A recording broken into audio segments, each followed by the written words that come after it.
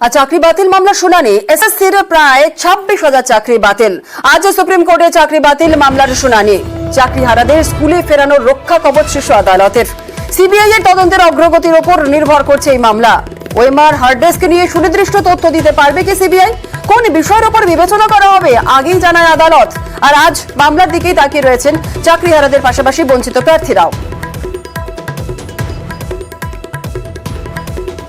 আজ চাকরি বাতিল মামলার শুনানি। এসএসসির প্রায় 26,000 চাকরি বাতিল। আজ সুপ্রিম কোর্টে চাকরি বাতিল মামলার শুনানি। চাকরিহারাদের স্কুলে ফেরানোর রক্ষা কবচ শীর্ষ আদালতের। সিবিআই তদন্তে অগ্রগতির উপর নির্ভর করছে এই মামলা।